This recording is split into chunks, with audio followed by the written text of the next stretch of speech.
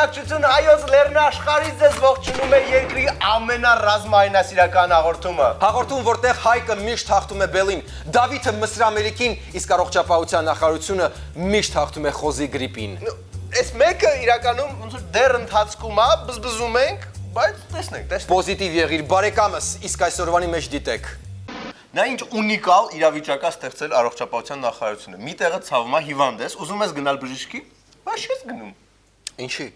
Որտեղ որ հիվանդանոցում խոզի գրիպ ավելի շատ է, վարակվելու շանսերը դրիվ սենց աճում են։ Հայ մարդը պետքա ինքնուրույն դիմագրավի նման մարտահրավերները, չէ ամեն անգամ որ գնա տզալով պոլիկլինիկա ինչ կլինի։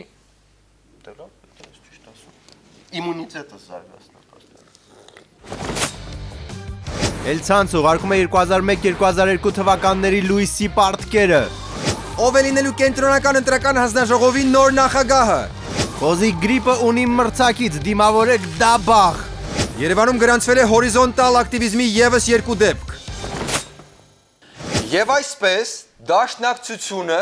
ոնց որ թու Իրապես սա մասին արդեն ես նույն ձևով խոսել են։ Գիտեմ, բայց ոնց որ շարունակում է դաշնակցությունը թու Չէ, բայց հանրապետականները ոնց որ շատ հերվից են դրա մասին խոսում, մենակ Գերագույն մարմնի նիստին էլ տենց առանձնապես չասել։ Գերագույն մարմնի նիստ ա եղել, իմ սիրված մարմնի նիստը ու ինձ կես բերան չեք ասել։ Սիրում է Գերագույն նիստեր։ Հանրապետական կուսակցության գործադիր մարմնի նիստում քննարկվել է գործընկեր կուսակցությունների հետ գործակցության մանրամասները։ ՀԿ խմբակցության падգամավոր Գագիկ Մինասյանը չհստակեցրեց խոսքը ինչ գործակցության եւ որ գործընկեր կուսակցությունների մասին է։ Իհարկե ընթանում են քննարկումներ, բայց վերջնական լուծումներ այդտեղ դեռ չկան։ Եվ միայն առաջիկա քննարկումները թույլ կտան ավելի հստակ ասել, թե ինչպիսի ֆորմատով կլինի այդ համագործակցությունը եւ որ կուսակցությունների հետ։ Ոնց թե որ կուսակցությունների հետ չհասկացանք։ Մի վարքյան, ստեղ ավելի կարևոր հարց կա, Ուրա Շարմազանովը, ինչու է Գագիկ Մինասյանը պատասխանում։ Իսմա այդ հարցը ավելի կարևոր էր, քան սա։ Դաշնակցություն բառը չեք արտասանելու, հա չեք արտասանում։ Այ եթե Շարմազանովը լիներ, շատ ավելի ներդաշնակցական կներ ասորիս ես վստահ եմ։ Իսկ Մինասյանը անցավ ուրիշ թեմաների կեսից։ Հանրապետական падգամավորը նաև տեղեկացրեց, որ նիստի ընթացքում քննարկել են նոր ընտրական օրենսգրքի հարցը։ Նրա գնահատմամբ ընտրական օրենսգրքից գոհ կմնան հասարակության բոլոր շերտերը։ Ես չեմ որոշակիացնի, սակայն այն մեխանիզմները, որ մեզ ներկայացվեցին, իսկապես կարծեք թե ապահովելու է բացարձակ վստահություն մեր քաղաքացիների կողմից։ Բայց ինչի չեք հստակեցնում։ Որովհետև մեկը բացարձակ վստահություն են ապահովելու։ Հիմա ինչ մանրուքներից կախվես պիտի։ Ինչ բացարձակ վստահության մեխանիզմ է տենց։ Պարզ չի, ԿԸՀ նախագահը լինելու է։ Նա Շնորհակալ եմ հանրապետական կուսակցությանը այս պատասխանատու պաշտոնը ինձ վստահելու համար։ Խոստանում եմ բարեխիղճ կատարել իմ պարտականությունները եւ վերականգնել հայրի վստահությունը ընտրությունների նկատմամբ։ Oh, really? Very sad. Բաբաբաբամ 10-0 ընդդիմությանը։ Սպասիբա ներկայիս նախագահ, Մուկուչյանը։ Մտածված է կյանք։ Շնորհակալություն եմ հայտնում պարոն Մուկուչյանին հրաշալի աշխատանքի համար։ Փորձենք պահպանել եղած եւ շարունակել զարգացման միտումը ի բարօրություն մեր հայ ժողովրդի։ Ասեմ ավելի, նույնիսկ Մուկուչյանի գրասենյակի ինտերիերին մատով չեմ կպնելու։ Ոնց կա տենց մնալու է։ Okay, պարզա։ Իրոք բացարձակ վստահության մթնոլորտ է ստեղծվում։ Դե ուրեմն այլ թեմաներից մա խոսենք։ Հացը, ինչի չի էժանանում հացը։ Ինչի՞ պետք է էժանանա։ Որտե՞ղ այլուր է էժանացել է։ Դե ահազանգ ենք։ Ահազանգում ենք։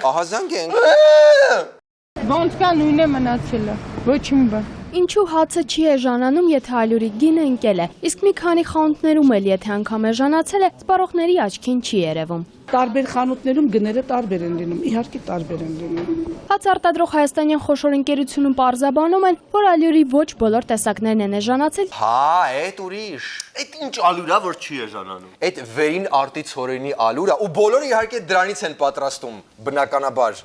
Բարձր եւ առաջին կարգի այլուրի գինը նվազել է 18-ից 20%-ով։ Հիբա չեղավ, փաստորեն ամեն դեպքում բոլոր տեսակներն էլ էժանացել են, հա։ Մեկը շատ պտի ազդի հացի գնի վրա, մյուսը քիչ։ Ինչու՞ չի էժանանում, սիրելիներս, ինչու։ Մի ինտելիգենտ մարդ կա, որ սա կբացատրի մեզ։ Մեկ պարկ ալուրից հաց արտադրողը ստանում է մոտավորապես այսօրվա շուկայական 90 դրամանոց հացից մոտավորապես 250 հատ։ Այդ 250 հատ հացի եթե Էժանացած գումարը 2000-ից 2500 դրամը բաժանում ենք 250 հացի վրա։ Ստոպ, հասկացանք, բարդ մաթեմատիկական հաշվարկներ են, բայց եկեք դենց բացատրեք, որ բոլորս հասկանանք, էլի։ Սիրգեյ փորձում է ասել, բացատրեք այնպես, ինչպես կբացատրեք 5-րդ դասարանցուն, որ նա հասկանար, ճիշտ եմ ասում։ Այո, Նարեկ, համբուրում եմ սիրտդ։ Ստացվում է, որ միայն հնարավոր է այդ հացի գինը էժանացնել 10 դրամով։ 10, չէ, քչություն անում, 10-ը քիչ է։ Լավ, իսկ ինչ է ասում ՏՄՊՊՀ-ն։ Ինչ է ասում բոլոր ՄՊՀ-ների ամենատն։ ԱմենատմպպՀ-ն բոլոր նրանց, ովքեր հենց նոր են միացել, նշենք, որ ՏՄՊՊՀ-ն դա հակամենաշնորհային մրցակցային մարմին է, մի չքնաղ մարմին, քաղցր մարմին։ Հացի շուկան ինքը մրցակցային շուկա է եւ տարբեր տնտեսվարողների մոտ կախված տարբեր գործոններից, օրինակ ասենք հացաթխման տեխնոլոգիան,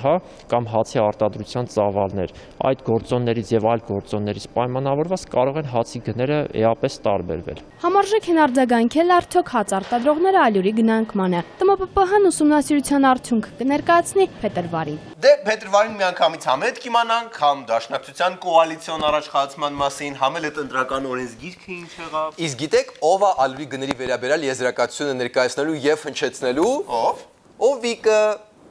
The other plants or Մենք միասնական զեկույց ենք պատրաստում ՏՄՊՊ-ի հետ եւ պարոն Շաբոյանի հետ միասին փետրվարի սկզբին կներկայացնենք մեր միասնական կարծիքը։ Վստահ եմ, որ հացի գինը Երևանում եւ մարզերում պետք է նվազի։ the census of Ոսկե մարդ։ Հիսուսից հետո երկրորդ մարդն է։ Դա իրենց կրոնում հենց առաջինն է։ Հա։ Բա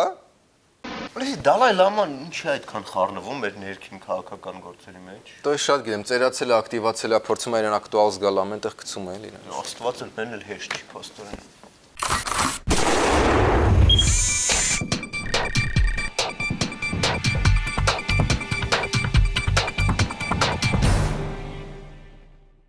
Ոստիկանությունը իրականացրել է մի շատ անսովոր գործողություն։ Դատարան պետք է բերման ենթարկվեր ընդդիմադիր ակտիվիստ Վարդգես Գասպարին։ Ոստիկանությունը թակեց Գասպարի դուռը, իսկ ինչ եղավ հետո ցնցեց համացանցը։ Ցնցեց նաև ռուսական համացանցը։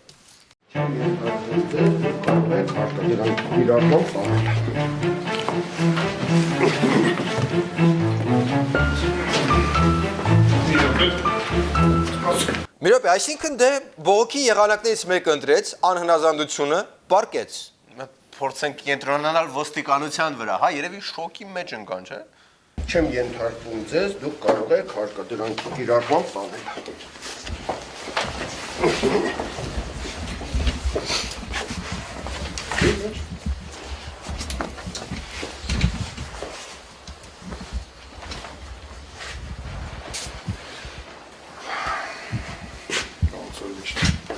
Ոնց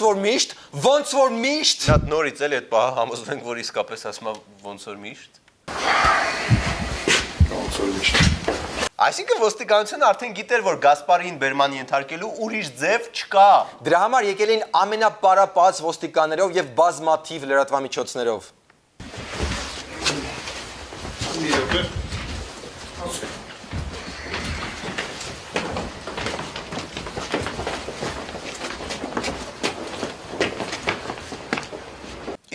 Ժամանակն արդեն ոստիկանության դասագրքերում այս պահը ամրագրեն դից ընթացակարգ դարձնեն։ Լավ, դատարանում ինչ ալնելու։ Դատարանն ինչ է տանում։ Հա, կարող է դատավորը չնկատի իր անտեղ պարկած։ Ասենք ինչ, չնկատի ու հետո։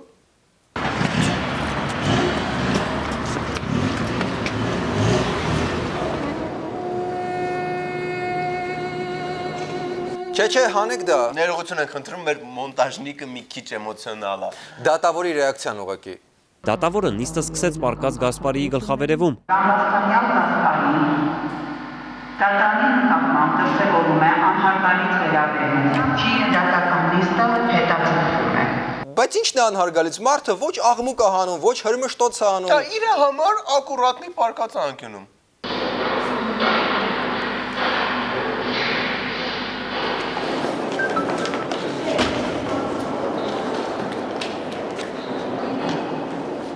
Իհով միջանցք տարան, որտեղից բերել եք, ընդեղել տարեք, $1000 ատվիչա։ Այո, չնայած կարող է մարդը տուն չէր գնում, կարող է Գասպարին ուրիշ տեղեր ուզում գնար։ Հա, քանի ոնց որ հորիզոնտալ ռեժիմի մեջ է, գուցե մի քանի գործ էլ հասցնի։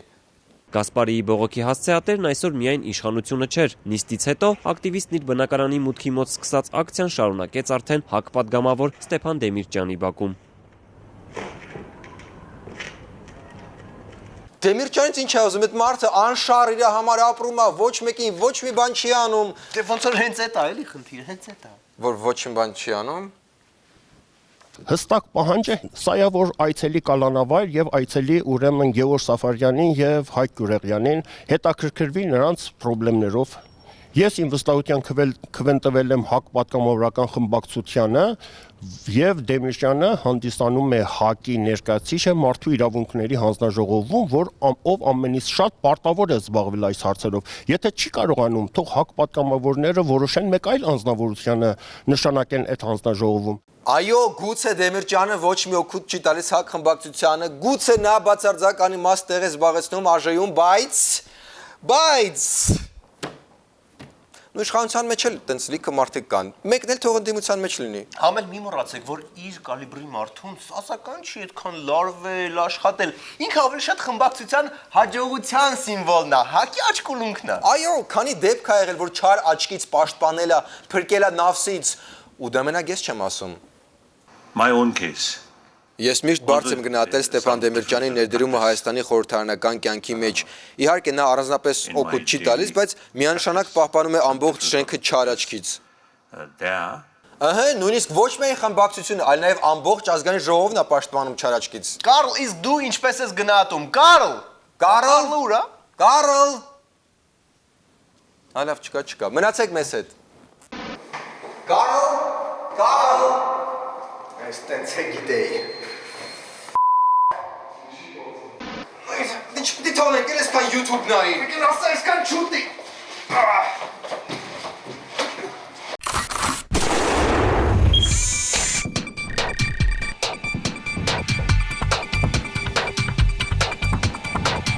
Եվ այսպես հեծը, ինչքան ժամանակ այս բառը չի արտասանել, հեծը անակնկալ է մատուցել Գինևետ գյուղի բնակիչներին։ Տակ, ներել են բոլոր պարտքերը, հա? Չէ։ Զեղչեր են տալիս։ Չէ։ Լույսերը չեն կտրում։ Okay, դու տենց էլ հետ ինչ ճանաչեցիր այսքան հաղորդում հետո։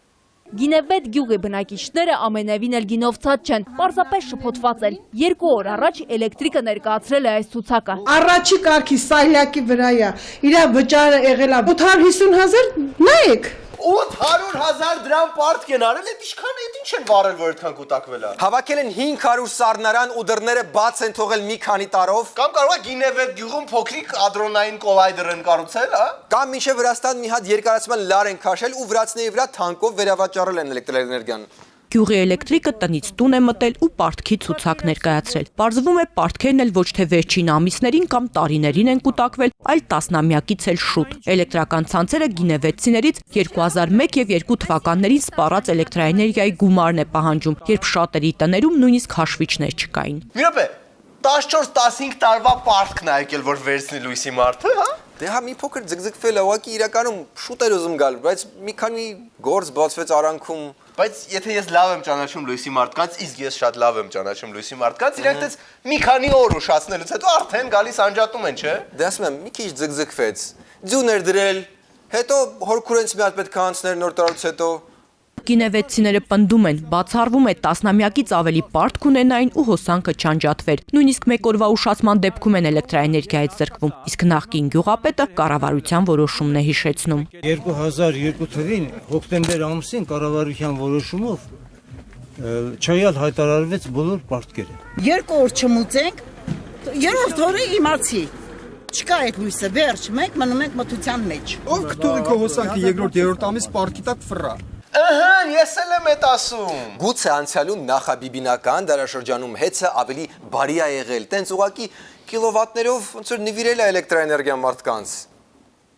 Չէ։ Լավ, ինձ թվում է ժամանակն է հանդիպենք հենց այդ առեղծվածային էլեկտրիկին։ Լույսի մարդ ստուդիո։ Գյուղի նորանշանակ երիտասարդ էլեկտրիկը չցանկացավ միանալ ժամը լրատվականի հարցազրույցին։ Փոխարենը եկավ հայրը։ Դե էլի բան է։ Հա, գոնե հայրը տենց ինչ որ լույս կսփռի այս չափազանց լուսավոր պատմության վրա։ Ես չեմ կարող ասեմ։ Աշկիս մի 45,000 էլ իրա վրա է եկել։ Լավ, փորձենք բարձաբանում ստանալ այնտեղից, որտեղից բարձաբանումներ ստանալ երբեք հեշտ չի եղել։ Հեծը ոնց է, հեծը։ Հեցի մամուլի ծառայության ղեկավարի խոսքով դեբիտորական պարտքերի մասին ընկերությունը մշտապես տեղեկացնում է բաժանորդներին։ 2002 թվականի նոյեմբերից մինչև այժմ հանրապետության ամբողջ տարածքում բաժանորդները կուտակել եւ դեռ չեն վճարել 3 միլիարդ 200 միլիոն դրամ պարտք։ Այնպես չի, որ միանգամից ու այսօր կամ 3։ Այդ աշխատանքը պարբերաբար կատարվում է։ Այո, բարեկամներ, այդ աշխատանքները պարբերաբար կատարվում են ժամացույցի պես։ 14-15 տարին մեկ ստուգում են։ Սիրում եմ էլի հեծես գերմանական ճշտապահությունը։ Տեսես ոնց է այսպիսի կանոնակարգված հիմնարկում երբևէ կորուստ եղել։ Այդ բնության այն գաղտնիքներից է, որ մեզ ուղղակի ոնց որ տրված չի հասկանալ։ Պարզապես, քանի որ գյուղի բնակիչներից բոլորին մի օրվա մեջ ներկայացվել է պահանջը, միգուցե այդ պատճառով այդպիսի արձագանք հաստատել։ Մի անգամից են ուղարկել հսկայական արշիվներ, այստեղ է սխալը։ Այ թե առանձին գյուղացիները ստանային, սուս կգնային ամեն մեկը մի կերպ կփակեր իր արշիվը, իսկ հիմա համախմբվել են, բողոքում են։ Բիբինից հետո հեծել առաջվանը չի։ Բավական է հիշել Բիբինի համակարգչի wallpaper-ը։ Բաժանիր եւ տիրիր։ Լավ, այս գյուղապետը, ինչ ասում գյուղապետը, ոնց են այս հարցը լուծելու։ Էլեկտրոցանցի դիրեկտորին դիմել եմ, ասել եմ բարքեր կան, թողան, էպիգրիզները հանենք, ցույց տանք, մեզանից էլ պահանջում են, մենք այդ փողերը պետք է հավաքենք։ Էպիգրիզները։ Նայեք, էպիկրիզներ հանելուց ավելի դրամաբանական կլինի էլցանցի էպիկրիզը հանել։ Այնպիսի հիվանդություններ կայտնաբերվեն, ինչպիսին է կաշառքախնդրոզը, Լևի Լուի սախտը, հաշիվների սկլերոզը եւ Բիբինի սուր բորբոքումը։ Իսկ ինձ հուշում են, որ 12 տարվա վաղեմության հաշիվներ սկսել են ստանալ նաեւ քաղաքական գործիչները, մասնավորապես Ռաֆի Հովհաննիսյանին է զանգահարել իր լույսի մարդը։ Բարև ձեզ, Հովհաննիսյաններին եմ զանգել։ Այո, բարև ձեզ, բարև է զանգել, ընկեր, հայ մարդ, այո։ Ձեր լույսի մարդն է, պարոն Հովհաննիսյան։ Այո, լույսի մարդ, հարգում եմ քո գործը, քո հետագիծը, օր ու գիշեր դու մեր կողքին ես լույսի մարդ։ Իսկ լույս նշանակում է արև, այսինքն դու արևի մարդն ես, ուրեմն դու բարևի մարդն ես, լույսի մարդ։ Կներեք, էլի արագ ասեմ, ուղղակի դեռ 90 տեղ պետք է զանգեմ։ Պարոն Հովհաննիսյան, 75000 դրամի պարտք ունեք 2004 թվականի համար։ Դա սուտ պարտք է, նման պարտք չի եղել, մենք ընդհանրապես լույս չենք օգտագործում, մի հատ բլիդա է, մի հատ սառնարան, սա ռեժիմի սադրակն է, ես լինելու եմ իրավադեր, միջև վերջ եմ գնալու, եւ դու եղբայր, գուցե ոչ այսօր, գուցե ոչ վաղը, բայց դու կանգնելու ես իմ կողքին, մենք միասին գնալու ենք դեպի իրավադեր Հայաստան, դեպի լուսավոր Հայաստան։ Մի հատ էլ կասես որն է խնդրեմը։ Լույսի համար պարտք 75000 Ով է քեզ ուղարկել։ Ասա եղբայր մի ամաչի, Ռուսաստանը, իրանց ասա, որ Ռաֆի Ռիչարդովիչն է բոյիցը։ Ընդհանրապես մենք 2004 թվականին Հայաստանում չենք եղել, մենք Ամերիկայում ենք եղել։ Բա ո՞նց եք ընտրությունին մասնակցել, եթե 10 տարի Հայաստանում հիմնական չեք բնակվել։ Okay, ինչքան պետք է մուծեի։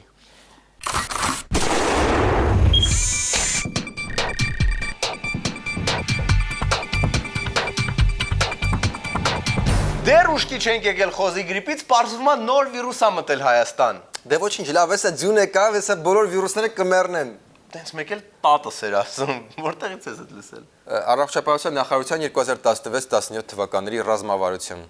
Ռուսաստանն արգելել է Հայաստանից գյուղմթերքի որոշ տեսակների, մսի եւ կատնամթերքի ներմուծումը։ Պատճառը Հայաստանում դաբախ տիպի հիվանդությունն է, որը կարող է ներմուծվող գյուղմթերքի հետ Ռուսաստան անցնել։ Ներմուծման արգելքը հիմնականում վերաբերում է անասնապահական այն ապրանքներին, որոնք ռիսկային են եւ կարող են վարակվել դաբաղով։ Դաբաղ։ Հենց մենակ բառը արդեն sense դողացնում է։ Գուրգեն Դաբաղյանի գրասենյակը արդեն հայտարարություն է տարածել, որ իրենք որևէ կապ չունեն դաբաղի հետ։ Քիչ չեմ ճոգում, հորինում ես այս բաները։ Բայ կարելի է, ուղղակի ենթադրում եմ։ Սա հայտարարություն է ինչ որ տեղի ունեցավ։ Ուղղակի բարիստբում իմաստով հայտարարություն։ Հայաստանի Հանրապետության քաղաքացին Հայաստանի Հանրապետությունում առկա հիվանդության մասին ինֆորմացիան ստանում է Ռուսաստանից։ Սանից ավել կարող եմ ասել մի բան, որ այս մարդիկ էլ ոչ մի բան չասեն։ Ու պետք է հասկանան, որ իրենց ասած անգամ բարևն այլևս արժանահավատ չի։ Մենք ունեցել ենք 1 դեպք, կես դեպք, թե 13 դեպք։ Ավելի ճիշտ կլինի Ռուսաստանից ճշտենք։ Դե չէ, չեղավ Բաբկին ջան, սննդի անվտանգության ծառայությունը դրա մասին հատուկ ասուլիս տվեց, լրագրողներին ամեն ինչ բացատրեց։ Հա որ։ Իհարկե, 2 օր անց։ Ինչ։ Հեչ։ Դաբաղի լուրի մասին տեղեկությունից 2 օր անց Սննդի անվտանգության ծառայությունը լրատվամիջոցների հետ հանդիպման ժամանակ տեղեկացրեց, որ նոր շտամպի Դաբաղը Հայաստան է ներթափանցել Թուրքիայից։ Անասուններին նախապես պատվաստած վակցինան ավելի թույլ է, քան հիվանդության նոր տեսակը։ Դաբաղ հիվանդության այդ վիրուսի տիպը նոր տիպ է, համենայն դեպս Հայաստանի Հանրապետության համար էպիզոդիկ տիպ, որը ժամանակին տարածաշրջանում չի շրջանառվել։ Շատ տիպն է Դաբաղը։ Էպիզոդիկ իհարկե, դե մի դեպք է, մի այսպես մի հատ փոքր դեպք, կարող է հանգիստ լինել։ Բայց դուք մեզ որ Թուրքիայից է ներթափանցել, հաստատ կազմակերպած բան է, թուրքերն են բանը։ Այ հիմա դու ոնց որ տատեսելն ես։ Դա հիմա ինչ պետք է անեմ, որ հանկարծ այդ վիրուսից չընկնեմ, կարող են դիմակներից հա պետք հագնել։ Հա, ուզում ես դիր։ Դնեմ, ճիշտ է դնեմ նա։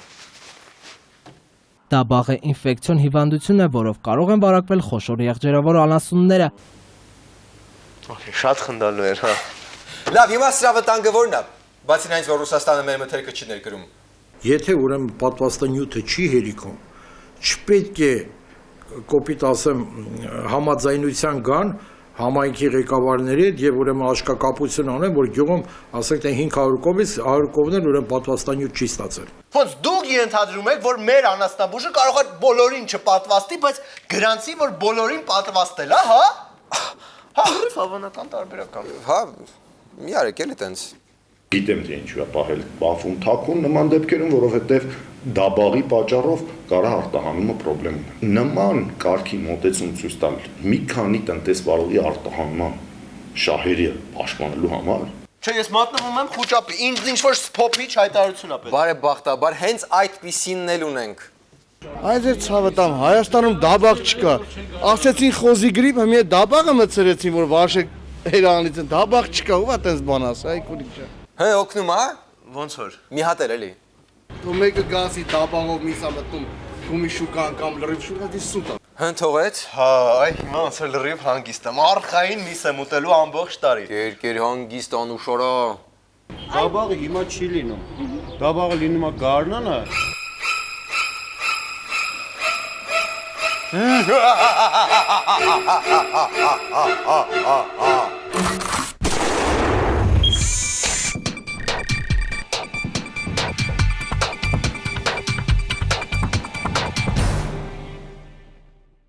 Այսքանն էր այսօրվա Arm Comedy-ն։ Վերջին դեկորվա վիդեոբոցը։